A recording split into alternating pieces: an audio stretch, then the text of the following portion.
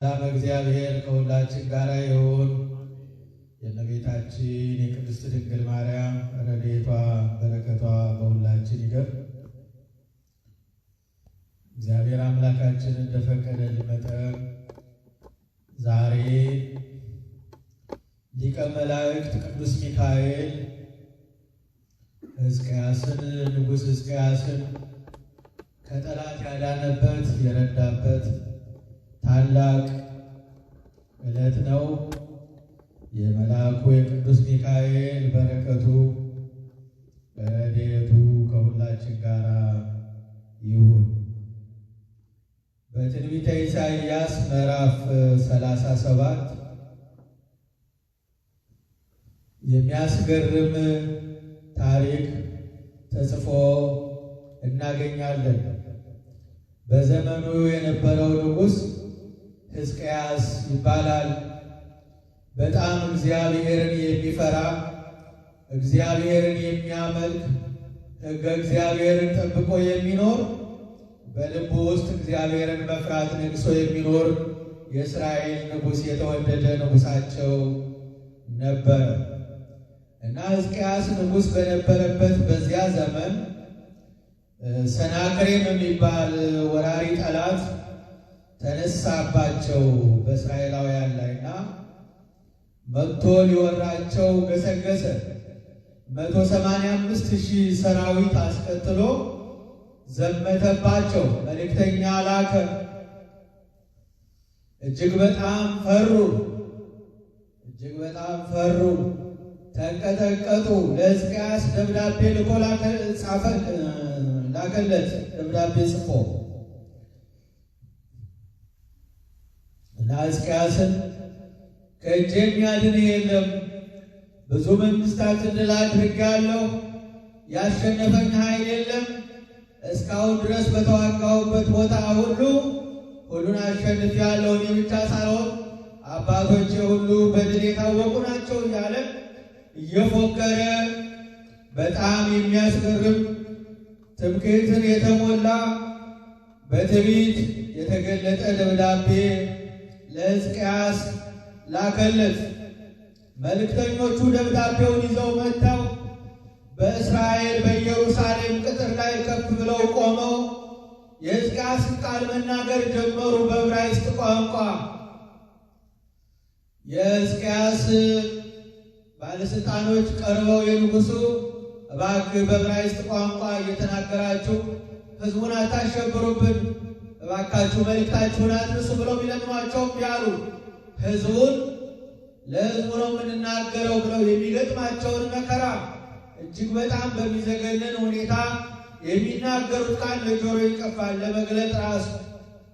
በዚያ ሁኔታ ብዙ ሕዝቡን አሸበሩት። ሕዝቡ ተሸበረ፣ አለቀሰ። ሕዝቅያስ ደብዳቤውን ተቀብሎ አነበበው። ከእጄ የሚያድንህ ማን ነው? እስቲ የምታመልከው እግዚአብሔር ያድንህ እንደሆነ አያለው እና በጣም በዚያ አዘነ። በተለይ ሕዝቅያስ እግዚአብሔር ሲሰደብ፣ የእግዚአብሔር ሁሉን ቻይነት ሲሰደብ አልቻለም። መጎናጸፊያውን ተረተረ፣ አመድ ነሰነሰ፣ ማቅ ለበሰ። በእግዚአብሔር ፊት ወደ መንበረ ታቦቱ ወደ ቤተ መቅደስ ገብቶ በእግዚአብሔር ፊት ደብዳቤውን ዘረጋው።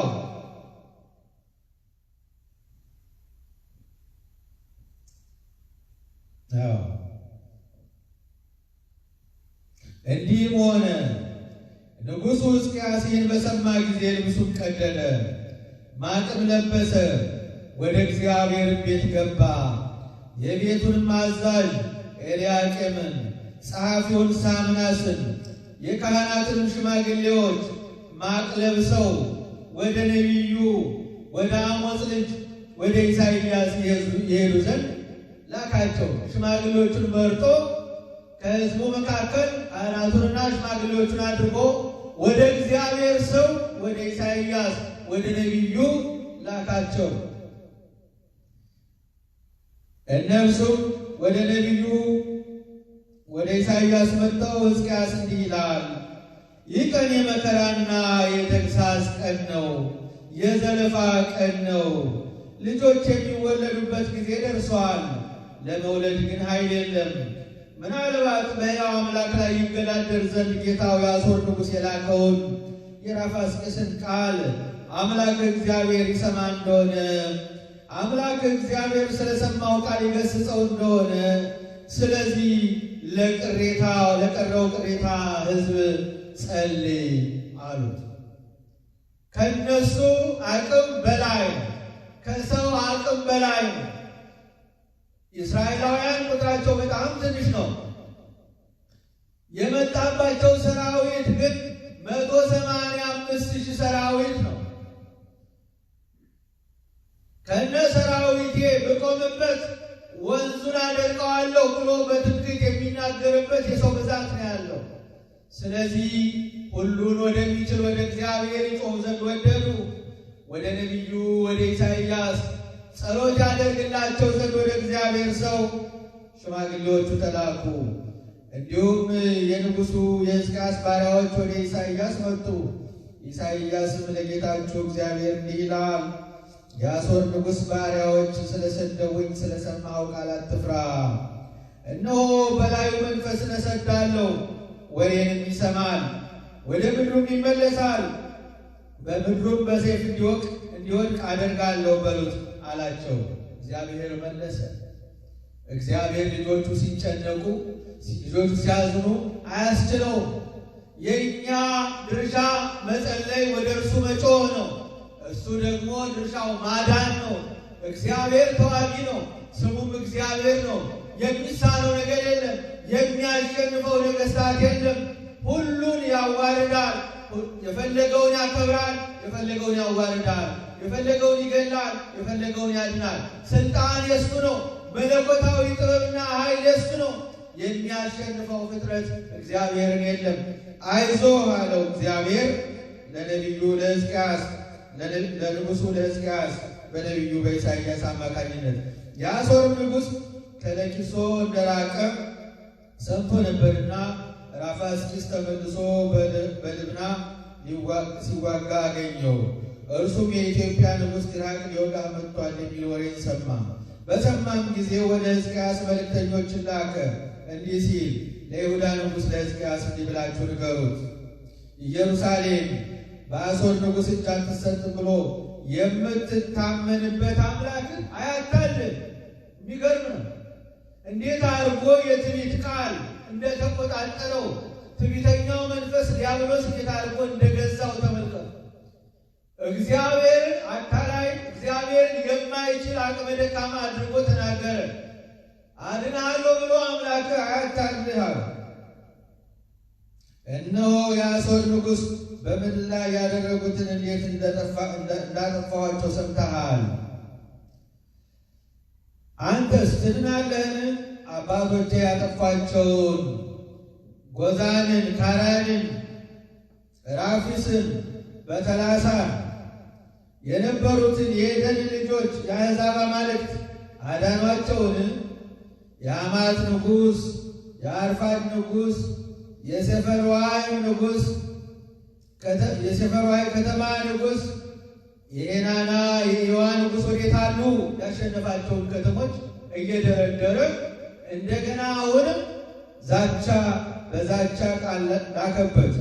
ሕዝቅያስም ደብዳቤውን ከመልእክተኞቹ ተቀብሎ አነበበው። ሕዝቅያስም ወደ እግዚአብሔር ቤት ገብቶ በእግዚአብሔር ፊት ዘረጋው ደብዳቤው።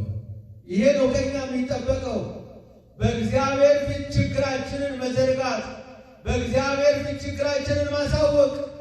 አንብበው የሰማይ አምላክ፣ በኪሩቤል ላይ የምትቀመጠው አምላክ፣ እነሆ አንተ ስማ፣ አንተ አድምጥ። አያድንም ተባል፣ አይችልም ተባል፣ ማዳንህን ግለጥ፣ ችሎታህን አሳይ ብሎ በእግዚአብሔር ፊት ደብዳቤውን ዘረጋው። ሕዝቅያስም ወደ እግዚአብሔር እንዲህ ብሎ ጸለየ። አቤቱ በኪሩቤል ላይ የምትቀመጥ የእስራኤል አምላክ የሰራዊት ጌታ አንተ ብቻ ነህ። የምድር መንግሥታት ሁሉ አምላክ ነህ። ሰማይና ምድርን ፈጥረሃል። አቤቱ ጆሮህን አዘንብልና ስማ፣ አቤቱ ዓይንህን ክፈትና እይ። በሕያው አምላክ ላይ ይገዳደር ዘንድ የላከውን የሰናክሬምን ቃል ስማ። አቤቱ በእውነት የአሦር ነገሥታት ዓለም ሁሉ አገሮቻቸውን ሁሉ አፍርሰዋል፣ አማልክቶቻቸውን በእሳት ላይ አጥለዋል። የእንጨትና የድንጋይ የሰው እጅ አማልክት ሥራ ስለነበሩ እንጂ አማልክት አልነበሩምና ስለዚህ አጥተዋቸዋል። እንግዲህ አምላካችን ሆይ የምድር መንግሥታት ሁሉ አንተ ብቻ እግዚአብሔር እንደሆን ያውቁ ዘንድ ከእጁ አድነን። የአሞጽ ልጅ ኢሳይያስ እንዲህ ብሎ ወደ ሕዝቅያስ ላከ። የእስራኤል አምላክ እግዚአብሔር እንዲህ ይላል፣ ስለ አሦር ንጉሥ ስለ ሰናክሬም ወደ እኔ ለምንሃል። እግዚአብሔር ስለ እርሱ የተናገረው ቃል ነው። ድንግሊቱ የጽዮን ልጅ ስቃብ ቀላል አድርጋሃለች፣ በንቀትም ስቃብሃለች። የኢየሩሳሌም ልጅ ራሷን ነቅንቃብሃለች። የተገዳደርኸው የሰደብኸውስ ማን ነው? ቃልንስ ከፍ ከፍ ያደረገበት ዓይንህንስ ወደ ላይ ያነሳህበት ማን ነው? በእስራኤል ቅዱስ ላይ ነው። አንተም በሰረገላዬ ብዛት ወደ ተራሮች ከፍታ ወደ ሊባኖስ ጥግ ላይ ወጥቻለሁ። ረጃጅሞቹንም ዝግባዎች የተመረጡትንም ጥዶች ቆርጣለሁ። ወደ ከፍታውም ዳርቻ ወደ ቀርሜሎስ ዱር እገባለሁ። ቆፈሩም ውሃም ጠጣው። የግብፅንም ወንዞች ሁሉ በእግሬ ጫማ አደርቃለሁ ብለህ በባሪያዎች እጅ በጌታ ላይ ተገዳደርክ። እኔ ጥንቱን እንደሰራሁት ቀድሞውንም እንዳደረግሁት አልሰማህምን? አሁንም የተመሸጉትን ከተሞች የፍርስራሽ ክምር እስኪሆኑ ድረስ እንድታፈርስ አደረግሁ።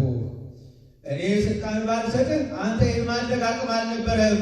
ባልፈቅድልህ ኖሮ እኔን ባለማምለካቸው፣ ለእጆቻቸው ሥራ በመስገዳቸው፣ ጣዖት በማምለካቸው እነሱን አሳልፌ የሰጠሁ። ነገር ግን ኢየሩሳሌምን አይደለም፣ ነገር ግን ባሪያዬን ሕዝቅያስን አይደለም፣ ነገር ግን ስሜን የሚጠሩትን እኔን መመኪያ ያደረጉትን አይደለም፣ እነሱን አሳልፌ ልሰጥህ አልችልም አለው እግዚአብሔር አምላክ። ስሙ የተመሰገነ ይሁን። ቁጥር 29 ላይ ምን ይለዋል? ቁጣህና ትዕቢትህ ወደ ጆሮዬ ደርሷል። ስለዚህ ስናጋይን በአፍንጫህ ልጓሜንም በከንፈርህ አደርጋለሁ። በመጣህበትም መንገድ እመልስሃለሁ። ከእግዚአብሔር ጋር የሚጣሉ ሁሉ ይደቃሉ፣ ከእግዚአብሔር ጋር የሚታገሉ ሁሉ ይወድቃሉ። ሳናውቀው ከእግዚአብሔር ጋር እንዳንታገል፣ ትዕቢተኞች እንዳንሆን፣ ልባችን ከፍ ከፍ እንዳይል፣ ከምንም በላይ እግዚአብሔር በሰው ሕይወት ውስጥ የሚጠላው ነገር፣ እግዚአብሔርን መንፈስ ቅዱስን ከኛ የሚያርቀው ነገር የትዕቢት መንፈስ ነው። እግዚአብሔር ከፍ ሲያደርጋቸው ሰዎች፣ ስልጣን ሲሰጣቸው ሰዎች፣ ሀብት ሲሰጣቸው፣ ባለጠግነት ሲሰጣቸው ሰዎች እግዚአብሔርን ይረሳሉ። ልባቸው ይታበያል። በጉልበታቸው ያገኙት፣ በድካማቸው፣ በጥረታቸው፣ በላባቸው፣ በወዛቸው ያተረፉት ይመስላቸዋል። እግዚአብሔር ከፍ ሲያደርገን እንዳንረሳው ያስፈልጋል። የአሦር ነገሥታት እግዚአብሔርን ረሱ። ሰናክሬም እግዚአብሔርን ረሳ። በእግዚአብሔር ላይ ታበየ። በፈጠረው ላይ ልቡን ከፍ ከፍ አደረገ። ስለዚህ እግዚአብሔር ምን አለው? እነሆ ቁጣህና ትዕቢትህ ወደ ጆሮዬ ደርሷል። እግዚአብሔር ይሰማል፣ እግዚአብሔር ያያል፣ እግዚአብሔር ይመለከታል፣ እግዚአብሔር ይፈርዳል። በዕለተ ምጽአት ብቻ ሳይሆን በዘመናችን ሁሉ እግዚአብሔር ይፈርዳል። የእግዚአብሔር ዳኝነት በዘመናችን ሁሉ የተገለጠ ነው። የሚሳነው ነገር የለም። ልጆቹን በዘመናት ሁሉ ያድናል። እጁ ተዘርግታ ትኖራለች። የማዳን እጁ ሁልጊዜ ታድናለች። የመፍረድ ስልጣኑ ሁልጊዜ ትፈርዳለች። ለእግዚአብሔር የሚሳነው ነገር የለም። ልጆቹን አይረሳም። ወገኖች በአምላካችን እንመካ። በአምላካችን በእግዚአብሔር ፊት ራሳችንን ዝቅ እናድርግ። እግዚአብሔር ምን አለ? ቁጥር አሳጥር ያነብላችኋለሁ። ቁጥር 34 ላይ በመጣበት መንገድ በዚያው ይመለሳል፣ ወደዚችም ከተማ አይመጣም ይላል እግዚአብሔር። ስለ እኔ ስለ ባሪያዬም ስለ ዳዊት ይህችን ከተማ አድናት ዘንድ እጋርዳታለሁ። እግዚአብሔር ክብር ምስጋና ይግባው። ስለ እኔ ስለ ቅዱሱ ስለ ስሜ ስሜ ስለተጠራባት ስለተመለኩባት ልጆቼ ስሜን ስለጠሩባት ስለኔ ስለዘመሩባት ቃሌን ስላነበቡባት ስለኔ ስለ ቅዱሱ ስለ ስሜ ስለ ባሪያዬም ስለ ዳዊት ለቅዱሳኑ ሲል ስለ ቅዱሳኑ ሲል እግዚአብሔር ከተማን ይጋርዳል፣ አገርን ከጥፋት ያድናል። በመካከላችን ስለሚኖሩ እኛ ስለማናውቃቸው እሱ ስለሚያውቃቸው፣ እኛ ስለማናያቸው እሱ ስለሚያያቸው ቅዱሳን እግዚአብሔር ምድራችንን ይታደጋል። በመጨረሻውም ዘመን በማቴዎስ ወንጌል ምዕራፍ 24 ተጽፎ እንደምናገኘው ስለተመረጡት ሰዎች የመከራው ዘመን ያጥራል ነው የሚለው። ስለተመረጡ ስለ ቅዱሳኑ አገርን ይታደጋል። በአማላጅነታቸው በረከት ይገኛል። አገር ከጥፋት ይድናል። አገራችን እግዚአብሔር ያድንልን፣ ከተማችን ይጋርድልን፣ ኢትዮጵያን ይጋርድልን። ስለ እኔ ስለ ቅዱሱም ስለ ስሜ ስለ ባሪያዬ ስለ ዳዊት ይችን ከተማ ጋርዳታለሁ ያለ እግዚአብሔር በዚህ ሰዓት ኢትዮጵያን ሀገራችንን ይጋርድልን። ስለ ቅዱስ ስሙ በየገዳማቱ ስለወደቁት ስሙን ስለሚጠሩት ስለ ቅዱሳኑ ስለ መናንያኑ እሱን ተስፋ እሱን ኃይል እሱ ክንድ አድርገው ስለሚኖሩት ስለ ቅዱሳን ብሎ እግዚአብሔር ኢትዮጵያን ይባርክ፣ እግዚአብሔር ኢትዮጵያን ይጋርድ። ወገኖቼ መጸለይ ያለብን ይህንን ጸሎት ነው። እንደ ሕዝቅያስ ደብዳቤያችንን እንዘርጋ። ኢትዮጵያውያን በእግዚአብሔር ፊት እንዘርጋው። የሚያስፈራንን ነገር፣ ስለ ሀገራችን የሚያስፈራንን ነገር፣ ስለ ቤተ ክርስቲያናችን የሚያስጨንቀንን ነገር በኪሩቤል ላይ በተቀመጠው በእግዚአብሔር በዙፋኑ ፊት እንዘርጋው። ሕዝቅያስ ያደረገው ይሄንን ነው። ማቅ ለበሰ፣ አመድ ነሰነሰ፣ ንስሐ ገባ። ንስሐ እንግባ፣ ንስሐ እንግባ፣ ራሳችንን ዝቅ እናድርግ። ንጉሡ ሕዝቅያስ ከዙፋኑ ወርዶ አመድ በላዩ ላይ ነስንሶ ለሕዝቡ እንዳለቀሰ እንደዚህ አይነት መንፈስ ይዘን ንስሐ እንግባ። በእግዚአብሔር ፊት እናቅርበው የኢትዮጵያን ነገር፣ በእግዚአብሔር ፊት እናቅርበው የኦርቶዶክሳዊ ተዋሕዶ ቤተክርስቲያንን ነገር፣ ሕዝባችን የገጠመውን ፈተና፣ ክርስቲያኖች የሚሰደዱትን ስደት፣ የሚታረዱትን መታረድ፣ የሚደበደቡትን መደብደብ፣ በዚህ ሰዓት የሚጨነቁትን የሚታገቱትን መታገት ሁሉ በእግዚአብሔር ፊት እናቅርበው በንስሐ። እግዚአብሔር የሚሳነው ነገር የለም። በመጣበት መንገድ በዛው ይመለሳል ነው ያለው። እግዚአብሔር ችግራችንን እንዳመጣጡ ይመልሰዋል። ክንዱ አይታጠፍም። ክንዱ በዘመናት ሁሉ ባለስልጣን ነው፣ ኃያል ነው። ትዕቢተኞችን የሚያደርግ ኃያል ነው እግዚአብሔር። ጠቢባንን ልባቸውን ከንቱ የሚያደርግ ምክራቸውን የሚያስረሳ እውነተኛ ጠቢብ አምላክ ነው ያለን እግዚአብሔር። የምናመልከው አምላክ ዘመን የማይሽረው ዘመን የማይገታው አምላክ ነው። ጥንት ለአባቶቻችን ያደረገ እግዚአብሔር በዘመናችንም የታመን ከሆን ያደርግልናል። እግዚአብሔር አምላክ በሰማነው ቃሉ ይባርከን። ከዚህ በኋላ ምን አለ? የእግዚአብሔርን መልአክ ወጣ፣ ከአሦራውያንም ሰፈር 185,000 ሰዎች ገደለ። ኢየሩሳሌምን ከቦ ድንኳኑን ተክሎ 185,000 ሰራዊት ለወረራ ሲጠብቅ እነሆ እግዚአብሔር በሌሊት ያ ሁሉ ሰራዊት እንደተኛ የእግዚአብሔር መልአክ ቅዱስ ሚካኤልን ላከው። የእግዚአብሔር መልአክ ሰይፉን መዘዘ ይላል። መዘዘ፣ አልቃጣውም ወደ እነሱ። ሰይፉን በመዘዘ ጊዜ ብቻ 185,000 ሰው ያለ ደም እንዲሁ በእግዚአብሔር ሰይፍ ወደቀ። ሁሉም በድንኳናቸው ውስጥ ጸጥ ብለው ወደቁ። በማግስቱ ሰናክሬም ተነስቶ በየድንኳኑ ውስጥ ቢሄድ ምንም የተነሳ ሕይወት ያለው ሰራዊት የለም። ባዶ እጁን 185,000 ሰራዊት በወንዝ ላይ ቢቆም ሰራዊት ቢቆም ወንዙን ያደርቃል ብሎ የሚመካበትን ክንዱን በአንድ ቀን ሰበረ እግዚአብሔር። በአንድ ቀን ባዶ አደረገው። 185,000 ሰራዊት በአንድ ቀን ባዶ ሆነ። እግዚአብሔር ከተማን ካልጠበቀ ጠባቂዎች በከብቱ ይተጋሉ። ይድህን ንጉሥ በብዛት ሰራዊቱ። ንጉሥ በሰራዊቱ ብዛት አይድንም። በእግዚአብሔር ኃይል፣ በእግዚአብሔር ፈቃድ፣ በእግዚአብሔር ስልጣን እንጂ ሰዎች በሰራዊታቸው ብዛት አይድኑም። ጉልበት እግዚአብሔር ነው። ኃይል እግዚአብሔር ነው። 185,000 ሰራዊት እንደ ቅጠል ተረበረበ። ባዶውን ቀረ ሰናክሬም። አሦር ፋርስ ድረስ ብቻውን በፈረስ ገስግሶ ሄደ። በአምላኩ በጣዖቱ ቤት ውስጥ ሄዶ ተንበረከከ። ልጆቹ ሳራሳርና አድራሜሌክ የሚባሉ ልጆች ነበሩት። ሲሄዱ በዚያ በጣዖቱ ቤት ብቻውን ተንበርክኳል። አንተ አባታችን አይደለ እንዴ? አዎ። ሰራዊቱ ሁሉ የት ሄደ? ሁሉም አለቁ። ተው እያልን እኛን ያለ ሰራዊት አስቀረን ብለው በዘነዘና በሙቀጫ ተመልከቱ። በዘነዘና አናቱ ብለው የወለዳቸው ልጆቹ። ሰው ከእግዚአብሔር ጋር ሲጣላ ምን ወዳጅ አለ? ከእግዚአብሔር ጋር ከተጣላን ልጆቻችን ጠላቶቻችን ናቸው። ከእግዚአብሔር ጋር ከተጣላን ጓደኞቻችን ጠላቶቻችን ናቸው። ከእግዚአብሔር ጋር ከተጣላን ወዳጅ የለንም። ከእግዚአብሔር የተጣላ ሰው ወዳጅ የለውም፣ ማረፊያ የለውም፣ ማረፊያ የለውም።